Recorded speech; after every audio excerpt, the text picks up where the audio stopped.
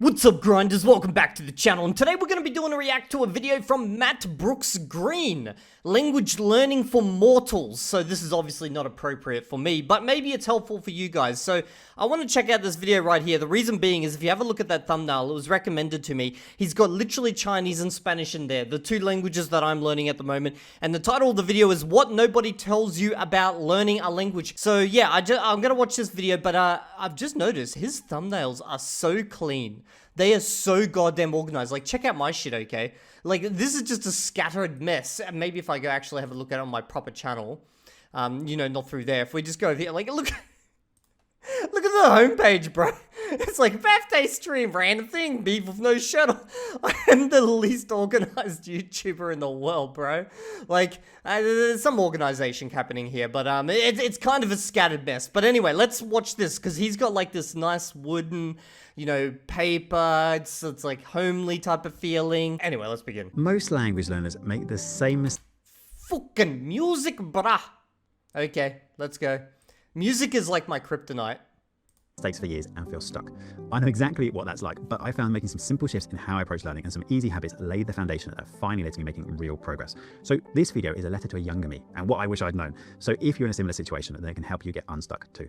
Now, I know you're frustrated with slow progress or even what can feel like no progress, but you can actually simplify how you think about learning a language to get the clarity you need to move forward. So for example, I had no interest in learning a language in school. It was only I'm going to say something that's so controversial, okay? Bro looks like Slender Man. I'm not trying to be mean to him, okay? This is not me picking on him or anything he's saying, okay? It's just, I'm the type of person who says the first thought that pops into my mind. He's like the Slender Man of languages. If you don't pick up all the pages and learn your conjugation table, he will come for you. You'll get Matt Brooksed. when I started traveling to China to do Kung Fu did I think that learning Mandarin would help me connect with people. Okay, I gotta be careful what I say. He's done Kung Fu, man. I'm gonna get fucking smashed.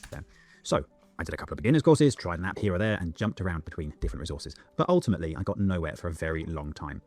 The thing is, my motivation would go up and down, and I would often take months off at a time before dabbling in the next thing. But eventually, I managed to do something which not only helped me to finally make progress, looking back, it was probably the thing that turned me into a language learner. So I decided that instead of trying the next app, or feeling like I was missing out if I didn't try some new method that someone mentioned in a video, I simplified it. And I just said, if I'm not consistent, I'm going to be stuck in this beginner's no man's land forever. So to build the consistency I needed, my idea was this. Okay, so this is a video about consistency and what he's done to maintain that. To do at least 15 minutes of reading a graded reader every day. That was all. But that was non-negotiable. Here's the thing though. Pretty soon I noticed that easy habit had effects elsewhere in my life too. So I would then start to listen to the audiobook for whatever I was reading as I drove to work or maybe when I walked my dog. I then went on to book lessons with a tutor online and I slowly gathered momentum. And over time... He's bringing up something here, okay, how he set himself a nice simple goal that he could maintain, and that obviously rolled on to, you know, the other things he's doing, which is good. I do want to talk a little bit about goal setting, and one really good thing that I learned in my ALG journey is that sometimes you just want to make the goal as simple as goddamn possible, because I think this is something that I overcomplicated long back in the past as well, where I would have like these various metrics that I would like to hit and stuff. But, you know, as I went into the ALG Spanish challenge that I was doing, there's only one goal. It's a certain amount of hours every day. That's it. That's the one thing you need to work towards. You do that, everything else doesn't matter, okay? You just hit that by day, by day, by day, and you make progress. And I've rolled that into a lot of my thinking overall with just, you know, goal setting. Just try to keep your goal as simple as possible. Something so simple that, you know, you can walk your way through it. I think you guys understand what I'm saying, okay? Like, there's some, I've done some reviews of language learners who will have like, they'll have like a calendar and they'll be like 30 minutes of this, freaking 25 minutes of this, and then the next day it's going to be 50 minutes of this and this and this, and I've even said, you know, I feel like that's really stressful. But like, just simple goals are probably where it's at. Make it nice and simple. My activities and habits grew until I ultimately became the kind of person who can successfully learn a language. It turns out that this idea of creating a simple, daily, achievable habit is what writer Charles Duhigg calls a keystone habit from his book, The Power of Habit.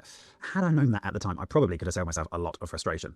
The idea... This is why I like to experiment with different methods and ideas and stuff, because I kind of just fumble across this stuff. Like, I just randomly find it along the way, and I don't have to go read some dude's book. I just learn from experience. Here is create a simple task that you can do each day that will create a positive chain reaction for the rest of your language learning. You don't have to worry about doing a ton of activities, but you do have to make sure you stick with whatever habit you choose and build that consistency. Oh, if you're curious about how I've applied this to my Chinese, so my Chinese goals at the moment is to do 2 hours of listening per day and add 15 words or 15 sentences minimum into Anki. That's pretty much it. I actually generally add like 20, 25, maybe a bit more. But like if I do add more than that, it's just me adding the same word, but with various contexts into Anki. And that's the goal that I've just basically said there. 2 hours, minimum 15 words Anki per day, and then do reviews. If you see evidence that you're successful by completing one task, then you're spurred on to go and make changes elsewhere too. It's kind of like when someone decides to start going to the gym. They inevitably make other positive decisions about their lifestyle that result in them getting healthier, like eating fewer biscuits or maybe drinking a bit less. If you think the task you have to do today is get fluent, well, that's a pretty big ask. But if your daily habit was something like always listening to a particular podcast in your target language, or maybe watching a short YouTube video and then reading the transcript for it, well, those don't sound quite as hard to get started. There's one thing I want to point out, which he's correct with here, okay, about if you achieve the first goal, you're more likely to achieve other goals you've set yourself. And the way you can do this is like set the easiest goal to get it done first. Because once you have that little bit of success at the beginning of the day, like my easy goal is that I just finish Anki before I literally get out of bed. I just quickly do all my reviews before I get out of bed. And that kind of just sets the rhythm for the day. And I've noticed on the days where, like, for whatever reason, maybe someone's come to the house, like freaking, they're doing an inspection of the fucking fire alarms or whatever in the house, okay? Like, those days I miss that. It kind of throws everything out of whack. So it's good to just, like, have, like, a little success early on in the day. Whatever you pick, make it something that you think you can do over the long term and ideally enjoy. Or if not, find it at least satisfying in some way, and then see what changes that makes in other areas of your life. But before you get carried away with adding too many things, focus on maintaining that keystone habit first and make that non-negotiable. Ultimately, fluency isn't about talent. It's about building the right habits. So that keystone habit will build your consistency.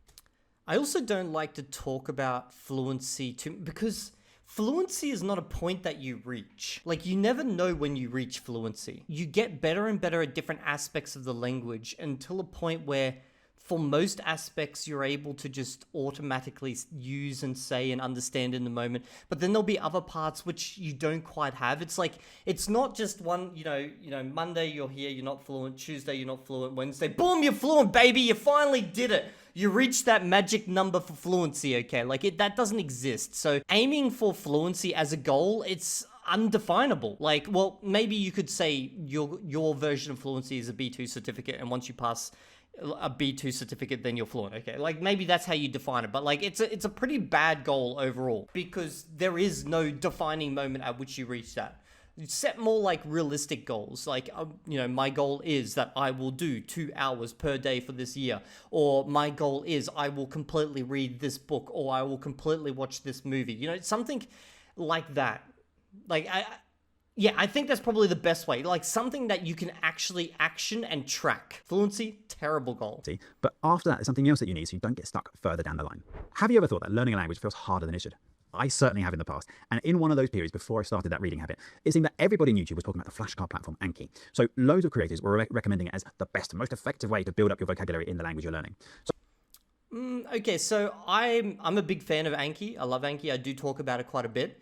It is highly effective, but it also depends on the individual. Like, some people, they just don't vibe with Anki. So it's like, it's not good for them. So I thought, seeing as they were more experienced than me at the time, I would follow their advice. A huge part of learning a language is just about learning enough words, right? So it sort of makes sense. So I started making my own flashcards as well as adding other people's pre-made Anki decks, and I did my best to try and... I don't recommend using other people's decks. I really don't recommend this. I know this is a big thing, and like, everyone does this with Anki, but I feel like the creation of your own cards, that is where you actually get some value. That's where you actually learn a little bit. So like, let's say if I was sentence mining him right now, which is, I find some sentence he uses that I like and I want to implement into my English and improve my English, okay? If I go, like, type that out myself, as I'm typing it out into Anki, I practice it a little bit and then I add it in. That's the initial, I've actually started the process of learning it. And then when I'm doing the reviews for it, I'm more reviewing and reinforcing it as opposed to just learning it. When if you grab some random deck from the web, and it just like it randomly asks you how to say this. You've never seen this before. You have to flip it over. You go, okay, so that's what it means. You've got very little context for it. There's no like mental hooks for where you first found it. There's nothing. It's just a word or maybe even a sentence just comes out of nothingness. Okay, it's got no relation to your life. Get through them every day. But the problem was this.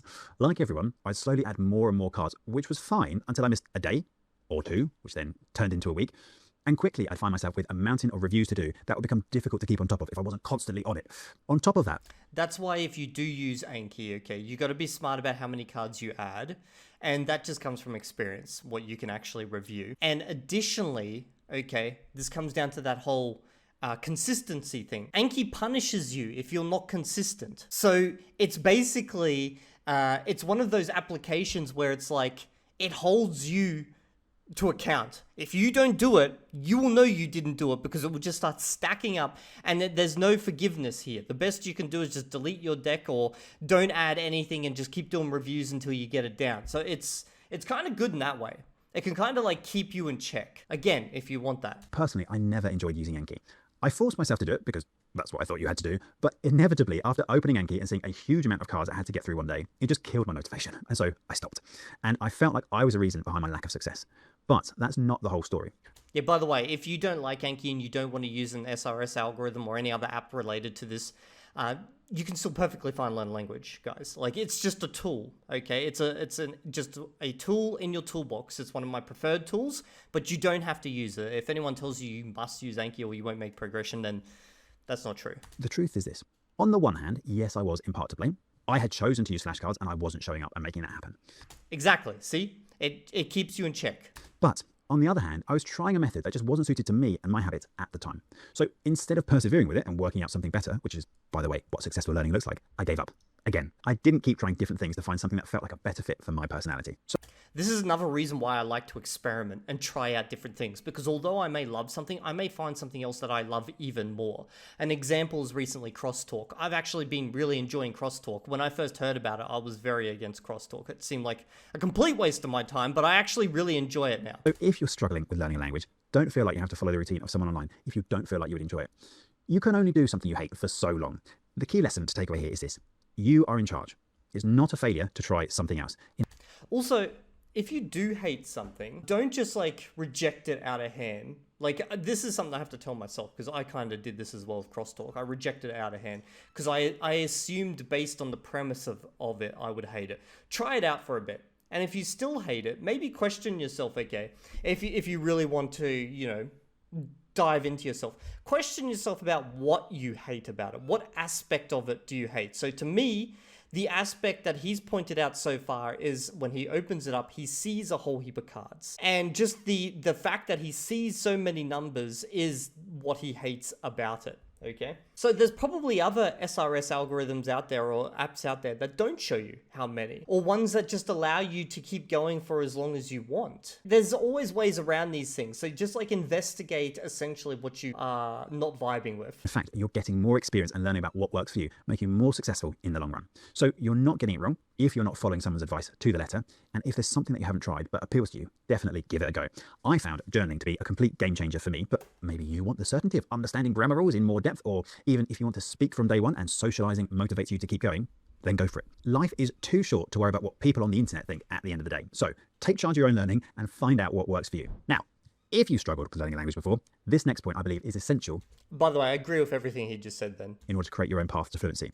You see, when I first started watching YouTube videos about Again, I don't like this path to fluency thing. Set yourself more concrete goals. Language learning, sometimes it'll be a bit depressing. People were sharing different routines and activities, and I thought sometimes there'd be no way that I'd be able to stick with them. We've all seen videos titled, "I learned whatever language in 30 days using some hardcore method." At the time, I didn't really have a point of reference, and I thought that's what successful language learning looked like. Successful learning looked hardcore, full immersion. But the truth is that has very little to do with really learning a language to a decent level. YouTube is a very competitive platform, and people are often just trying to get clicks. A video saying, "I have a comfortable language learning routine that seems to be working for me," just isn't clickable for the majority of people compared to, "I learned Klingon in 30 days. Exactly. He's completely correct about this. Like, I don't need to tell you guys this. You all know this. I really don't know where that voice came from. Anyway, but as I learned more about how habits are built and how we can learn languages through exposure, I finally learned the power of easy. Now, I'm not talking about easy in terms of tapping away on a language app for 5 minutes once a week. That's not going to get you that far, but something like doing a lot of listening to your target language at a level you can mostly understand, well, that's pretty easy. And importantly, it will help to build up your habits and hear the sounds of the language and slowly grow your vocabulary. It can be easy. It can be easy. Okay, so I do struggle a lot with listening, even though I enjoy it, mainly because I am very, very content dependent. If the content that I watch, even if it's at a level that's like completely understandable to me, if it's not something that I enjoy, I could listen to it for 30 minutes and get absolutely nothing out of it. Like I'll find myself completely just tapped out. Don't care at all, okay? So in fact, for me, sometimes it's better to go to content that's beyond my level just because I will be hyper-focused in on it and then I'll get more out of it. I'm not critiquing him here. It's just like, it's an interesting thing for me. Over time too. So yes, an easy activity like that will teach you the language over time, but that's not enough. You see, when I was failing to learn a language, my focus was on exactly that, trying to learn the language. But yet I was still missing something. I didn't understand the mindset successful learners have, or how you can build habits that you can actually stick with. And so if you don't build these, the risk is that you'll just run out of steam after a while. But here's where the power of easy comes in. As you continue to do the listening I mentioned, or maybe you want to watch YouTube or read, whatever interests you, don't stress about whether you're improving fast enough, because just showing up repeatedly will not only build your language skills, but importantly, build your habits and reinforce your identity as a language learner.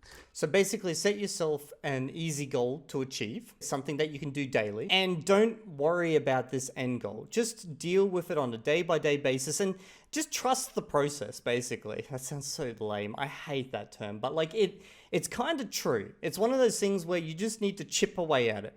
A little bit by little bit, day by day, month by month, year by year. It's the same with everything out there that requires a massive amount of time to do. And that is the essential foundation you need for success.